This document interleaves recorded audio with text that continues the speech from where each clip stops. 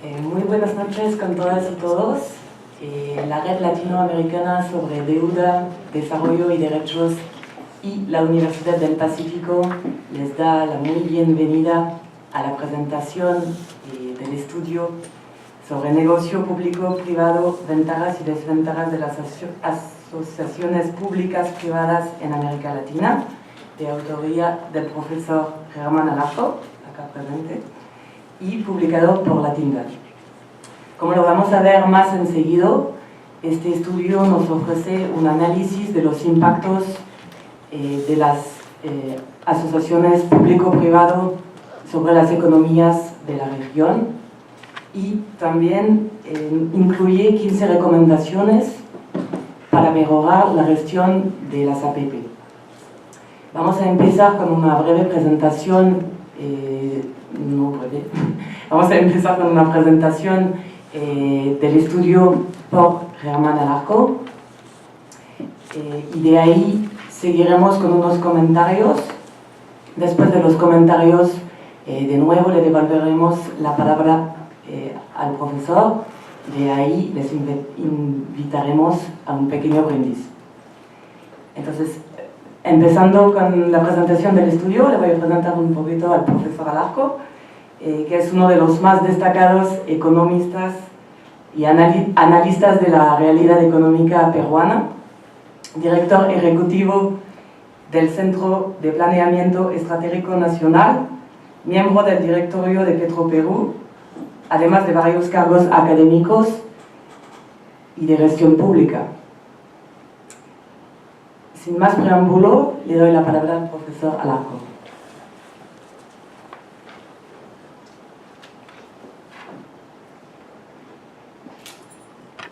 En primer lugar, quiero agradecer a la TINDAD, a Carlos Bedoya, a Giancarlo, a todo el equipo de trabajo de la institución que hizo posible este documento que se terminó el año pasado.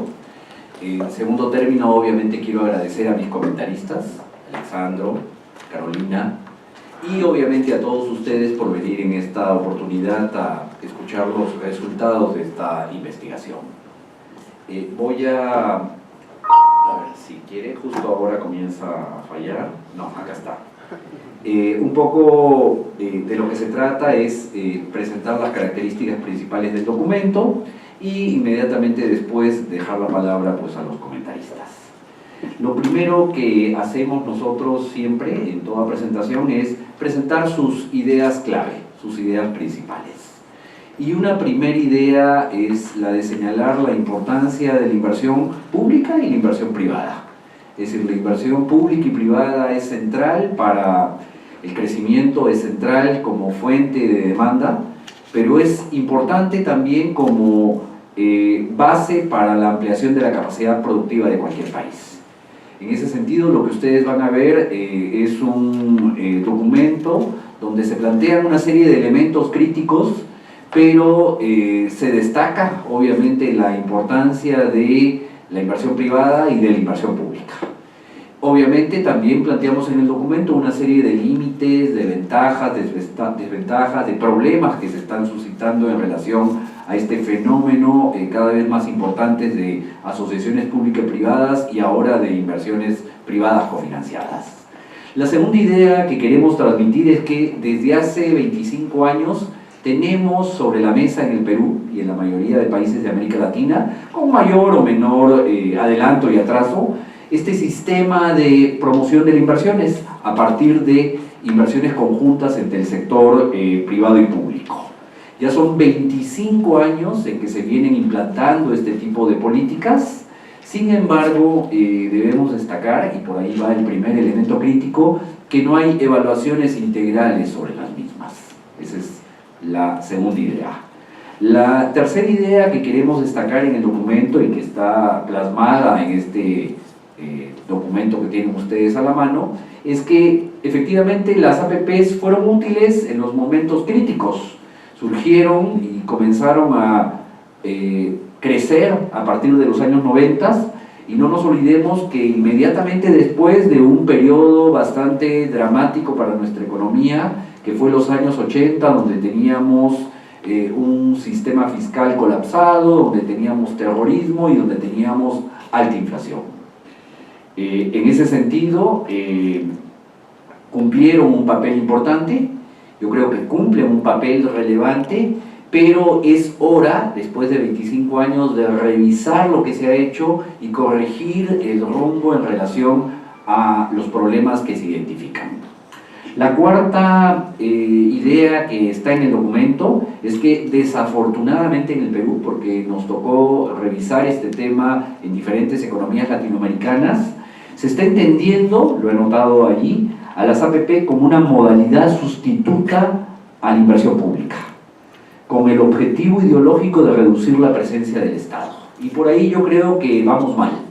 Vamos mal cuando decimos todo APPs, obstruimos la ejecución de la inversión como en la modalidad de obra pública y decimos que todo, sin evaluación ex ante apropiada, sin transparencia, es bueno, ¿no? Es un tema, las APPs es un tema importante que puede tener serios impactos y que hay que evaluar técnicamente.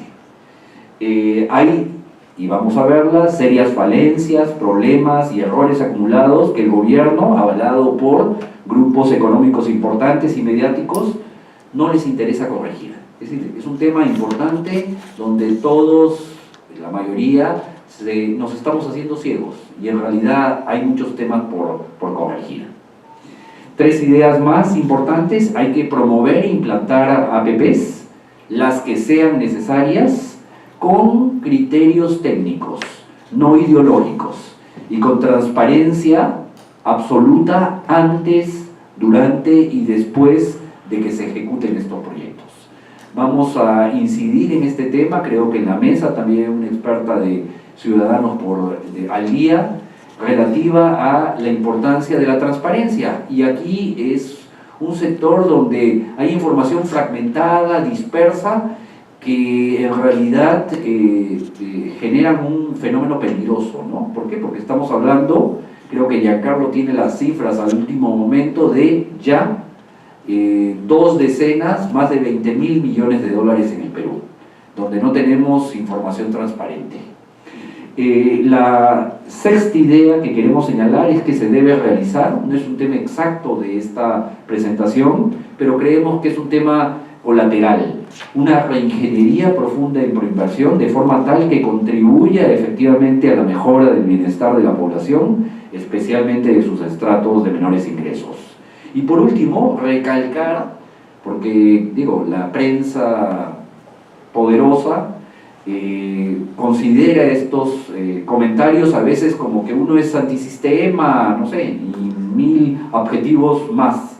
Simplemente señalar que la evaluación crítica del sistema de APPs, de IPCs, no es ser antisistema, es simplemente procurar que los recursos y el esfuerzo de la sociedad sea eficaz y seamos eficientes. Voy a partir, luego de esta presentación de las ideas generales, señalando algunos problemas de partida. Obviamente en el documento esto está muy sistematizado, pero quiero señalar algunos elementos que nos hacen ver que esto tiene problemas. Son varias ideas. La primera, por ejemplo, es que se procede con las APPs a debilitar a las empresas del Estado. Por ejemplo, las concesiones de agua, desagüe en Lima se hacen de manera totalmente desarticulada a lo que es la operación de Sedapal. Esto es dramático y negativo. Si uno compara las APPs en temas de agua, drenaje en México, va a ver que la empresa pública de la zona participa en las APPs, porque se trata precisamente de hacer un esfuerzo complementario entre sector público y sector privado. ¿Qué ocurre en el Perú? Se deja a la empresa pública de lado y por otra parte van las APPs totalmente independientes entre sí. Yo creo que este es un hecho grave y que refleja, que las APPs las estamos manejando muy ideológicamente, no en forma técnica. Lo técnico es pensar de que hay una empresa que opera, que tiene la concesión, que tiene la operación de este servicio y que debe trabajar de manera complementaria con estas empresas o actividades también asociadas a APPs, es decir, no son unas independientes de otra. Eso lo vemos mal. Vemos mal, ya no sé en qué quedó, cuando el Banco de la Nación comenzó a subcontratar, a concesionar sucursales. Se hablaba de un proyecto, no sé en qué ha quedado ahora, de 88 sucursales del Banco de la Nación que iban a ser operadas por el sector privado. Yo reflexiono y pregunto si el sector privado efectivamente realiza actividades de outsourcing que son legítimas y que son razonables, pero en ningún caso un banco privado va a concesionar lo que es su contacto tanto con los que depositan recursos como los que solicitan recursos a través de crédito. Esto es, la concesión de sucursales del Banco de la Nación suena una cosa insólita que en ningún banco del mundo se realiza. Yo puedo subconcesionar el servicio de informática, el servicio de limpieza, algunas actividades del personal, pero no lo que dirían los expertos en negocio, que es mi core business. Veo problemas también cuando tenemos APPs, según la idea anotada en esta página, cuando antes de iniciar ya los procesos de implementación de los proyectos, se están celebrando adendas, modificando los contratos iniciales. Y en ese sentido me parece extremadamente peligroso que salgan a la luz pública, que se liciten iniciativas que se hicieron, diríamos nosotros, sobre las rodillas, que se hicieron con una falta de información tan clara que antes de llegar a su inicio de implementación se comiencen a modificar contratos. Esto es un hecho grave que afecta la legitimidad de los procesos. Porque si yo gano un proceso asociado a una APP a través de un concurso y al mes siguiente o a los 2 meses comienzo a modificar las condiciones contractuales, lo que se está diciendo es que esto es cualquier cosa y que en realidad de lo que se trata es ganar por ganar, decir lo máximo que se pueda decir para lograr la adjudicación de la concesión o del contrato y después comenzar a negociar. Y cuando tenemos problemas de transparencia y comenzamos a negociar tan rápidamente, bueno, eso es peligroso, extremadamente peligroso. Una tercera idea para demostrar que hay problemas de partida, porque mucha gente quiere taparse los ojos, es promover, por ejemplo, estas vialidades que se discutieron mucho en relación, por ejemplo, a Vía Javier Prado o a Vía Primavera, cuando estas vías que se pretendían asignar a operadores privados que tienen nombre propio, no tienen una alternativa libre de costos. Es decir, cuando yo hago APPs en ciudades, cuando hago vialidades urbanas, y esto uno lo puede ver en Chile, se puede ver en la Ciudad de México, siempre existirá o debe existir una alternativa libre de costo. ¿Cuál será la alternativa libre de costo para los ciudadanos de Lima si Javier Prado y Primavera se privatizan? Sencillamente, ¿cómo llegaré de la zona oeste de Lima al este sin pagar? Imposible. Yo creo que estamos mal. Ese tipo de proyectos por suerte se están desfasando y al mismo tiempo estos proyectos coinciden con los proyectos de las líneas de metro. Entonces, ¿qué manda? ¿El proyecto de asociación pública-privada o el sistema de transporte público que genera mayores externalidades positivas que el proyecto privado? Yo creo que hemos actuado con una excesiva velocidad y que nos está llevando a cometer serios errores. Aquí un serio error clave. Otro tema importante donde son problemas obvios, evidentes de partida, es por ejemplo este tema de las IPCs. Si uno examina el sistema de APPs a nivel internacional, tampoco va a encontrar ni obras por impuestos ni IPCs. Esto es, el que plantea, el que determina la necesidad es el Estado. Y es el Estado el que define lo que hay que hacer y define la tecnología apropiada para resolver el problema. En este caso estamos yendo al revés. Estamos diciéndole, a ver, sector privado, dime qué es relevante. Efectivamente, el sector privado puede tener alguna iniciativa interesante, pero me va a decir una carretera, pero en realidad la mejor tecnología en lugar de la carretera pudo haber sido el transporte ferroviario.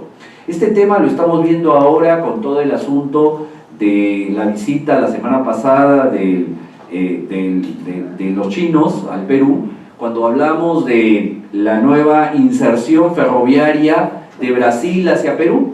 Y yo afirmo que las CIRSAs no sirven para el propósito para las cuales fueron creadas.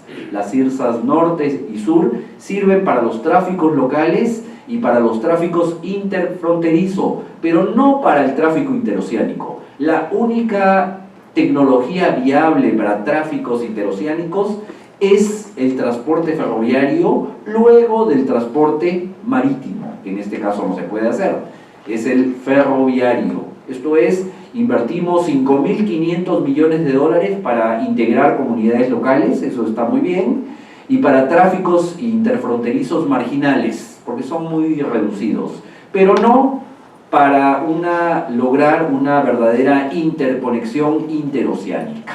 Y esto está mal, ¿por qué? Porque lo que ganó aquí fue la selección de la tecnología, fue el monto de capital que se tenía disponible, mientras que lo que debió hacerse es definir el objetivo claramente, definir la tecnología que era necesaria, que era la ferroviaria, y no proceder saltando pasos.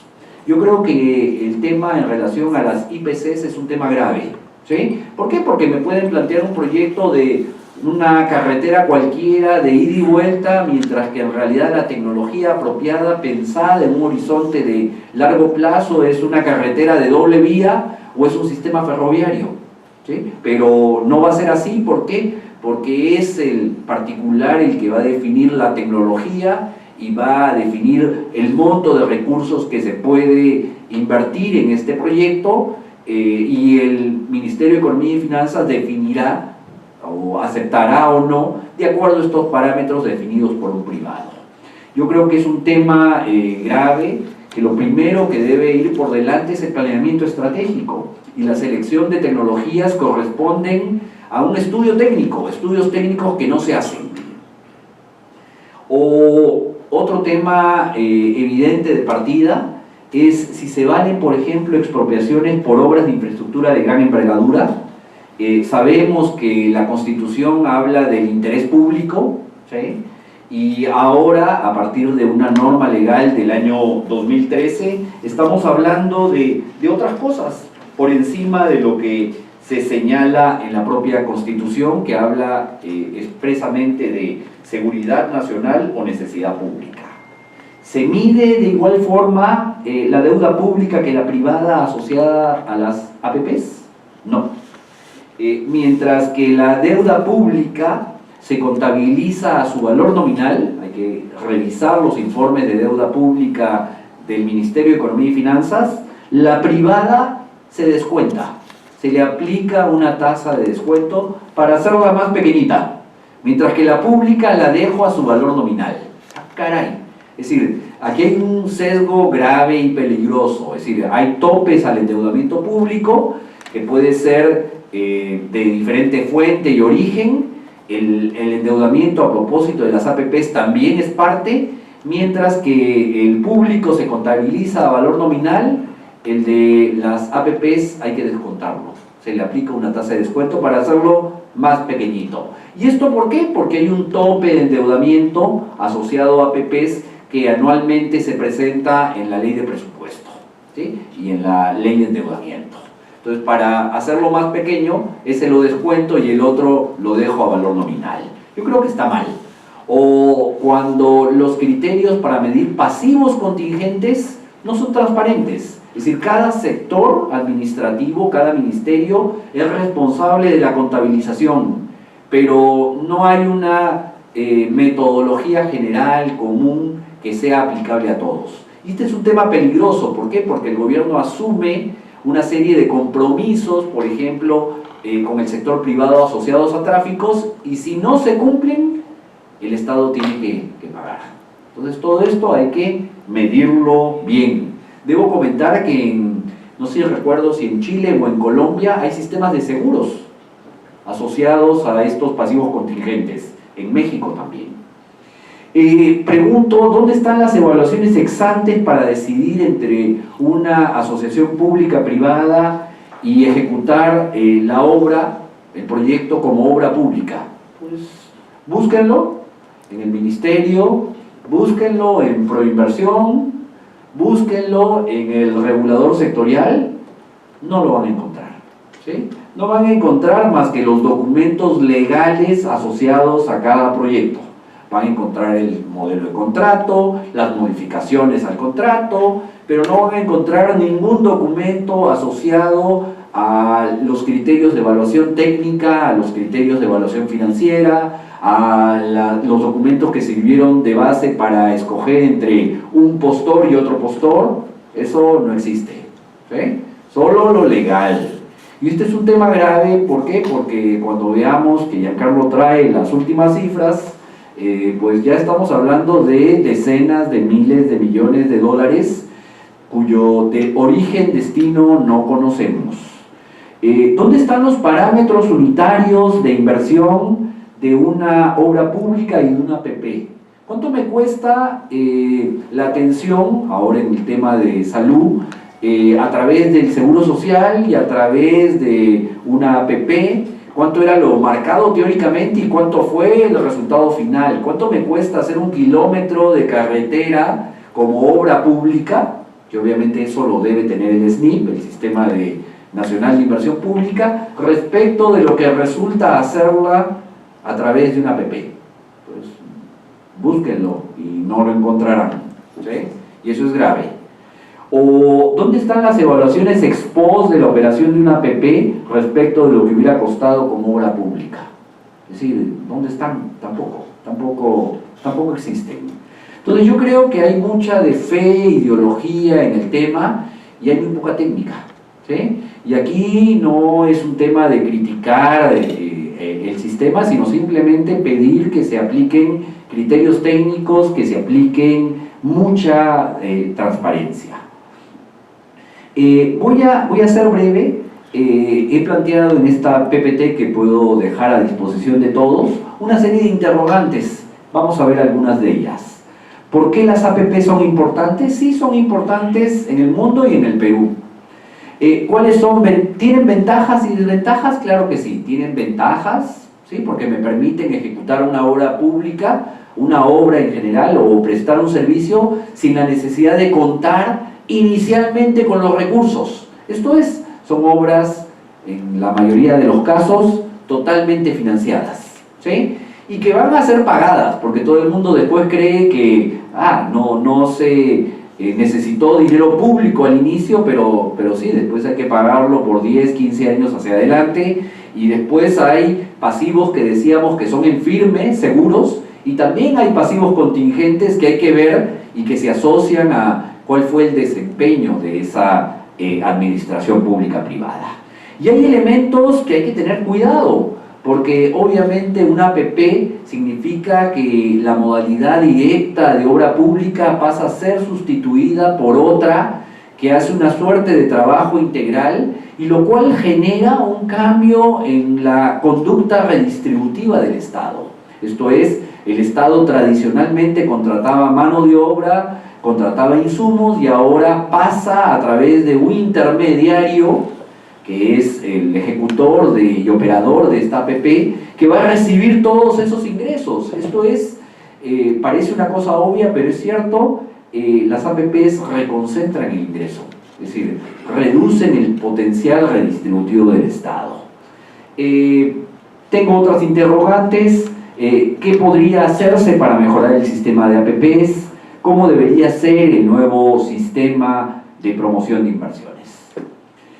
Simplemente quiero señalar la utilidad de las APPs. Son mecanismos para atender necesidades y cerrar brechas, y en ese sentido hay que verle pues su aportación importante. Son útiles para regular los niveles de demanda. La inversión pública y privada son necesarias frente a problemas de demanda efectiva, problemas de sobreproducción. Son parte también, hay que reconocerla, de estos conjuntos de actividades que se han ido diseñando a través del tiempo para hacer frente a los problemas de demanda.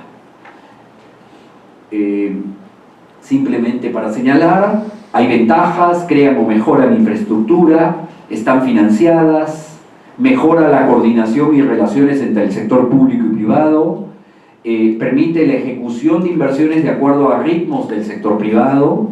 Los proyectos incluyen, este es un tema importante, programas de mantenimiento, ¿sí? Cuando yo ejecuto la obra pública, me olvido de lo que va a ser la obra pública en el año 2, 3, 4, 5, me olvido de su mantenimiento. Y lo que tenemos son bonitos edificios públicos, bonitas carreteras que después están sucias o que se caen por falta de mantenimiento.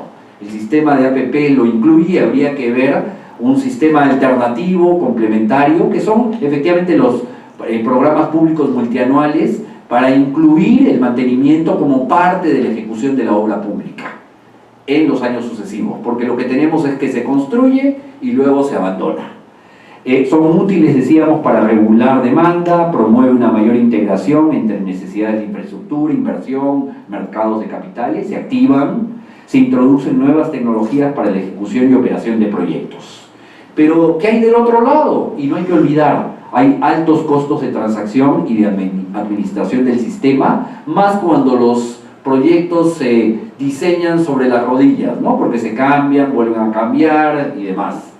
Hay renegociación continua de contratos que genera alto riesgo moral. Hay elevados incentivos a sobreinversión y sobrecostos en la construcción y operación de proyectos. Cuando vemos la lista de concesionarios en carretera, vamos a ver que el 70% es una empresa. Y cuando lanzamos concursos, el que gana es esa empresa, ¿sí? Entonces, ojo, hay que tener cuidado. Hay ganancias en productividad. Al garantizar ganancias puede reducir incentivos para mejora continua. Esto es, hay un impulso para mejorar, pero aquí la cuestión clave es que si hay un mecanismo para repartir las ganancias de productividad que obtenga el operador privado. A veces ocurre en el caso, por ejemplo, de las terminales del puerto del Callao, pero en el resto de infraestructura, por ejemplo, en el caso del aeropuerto, en el caso de los aeropuertos regionales hay problemas. Lo que se fijó fue una tarifa máxima y las ganancias de productividad son apropiadas por el operador. Reconcentra ingresos, reduce márgenes de acción del gobierno, eleva la participación de las ganancias en el producto, reduce la función distributiva del Estado, eleva los niveles de deuda pública, hay incentivos a subestimar pasivos contingentes, se puede generar un marco legal e institucional en contra de la inversión pública, es decir, lo jugamos todo de un lado y por el otro lado, a propósito, lo hacemos más complicado. Entonces, la única opción que se está generando para que un gobierno pueda ejecutar, hacer obra, es a través de APPs, ¿sí? Hay menor disponibilidad de recursos de inversión para otros sectores productivos y proyectos. Tengo algunas notas en relación a los temas de peligros en algunas modalidades de APPs en salud o centros penitenciarios. En Estados Unidos hay mucha discusión sobre este asunto, porque hay elevadas presiones políticas de los inversionistas y hay una tendencia a penalizar hasta los inmigrantes. ¿Por qué? Porque tengo cárceles vacías que tengo que ocupar y cárceles que fueron construidas a través de asociaciones públicas privadas, ¿sí? Es interesante. Tengo información del BBC sobre ese tema. Sobre el tema de salud, pues Alexandro va a comentar muchas cosas. Simplemente ya para terminar, aquí coloco el criterio técnico del comparador público-privado que debe aplicarse. Sepan ustedes que el Ministerio de Economía y Finanzas contrató desde el año 2009 a una empresa consultora internacional y publicó, luego de que se obtuvieron los resultados, una metodología fina y detallada sobre cómo aplicar el comparador público-privado para decidir si corresponde ejecutarlo como obra pública o como APP. Sepan ustedes que en 2010, 2011, 2012, 2013, 2014 se dieron un conjunto de normas para postergar su implementación.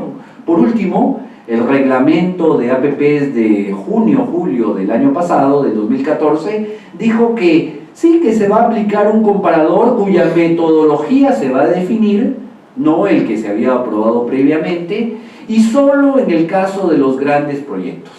Entonces pasamos de la metodología detallada de comparador público-privado, que es la metodología que se aplica internacionalmente, a una cosa difusa que solo se aplica en determinadas circunstancias y cuyos resultados o sus parámetros de evaluación son desconocidos por el 99.99% de los peruanos.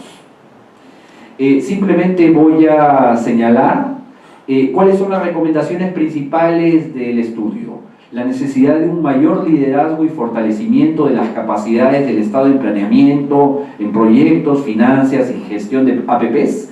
Hay gentes neoliberales que piensan que con esto el Estado pierde funciones. No, para que se logre ser eficaz y eficiente en la ejecución de APPs, necesitamos de un Estado de altos conocimientos técnicos.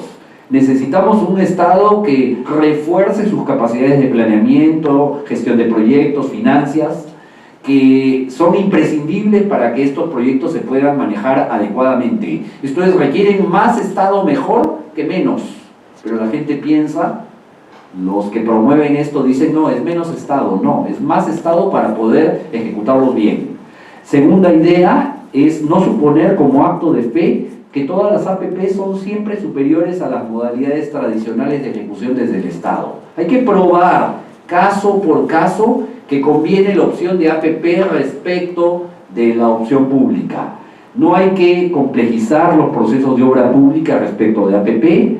Hay que aprovechar que están finalizando la primera generación de concesiones y que esto abre espacios de mejora. Hay que minimizar procesos de renegociación de contratos, no se vale. Es decir, si uno examina estas experiencias, es negativa. ¿Por qué? Porque esto de negociar y renegociar continuamente deslegitimiza totalmente los procesos. Hay que insistir en más transparencia en todas las etapas. Y por último, priorizar el bienestar social sobre los intereses particulares. Efectivamente, cuando iniciamos esta aventura de las APPs en el Perú, las situaciones fiscales, la capacidad del Estado estaba destruida y efectivamente se requería de inversión privada para poder salir del serio hoyo en que nos encontrábamos. Pero las circunstancias macroeconómicas han cambiado. Ahora hay que pensar, hay que diseñar y actuar con más cuidado.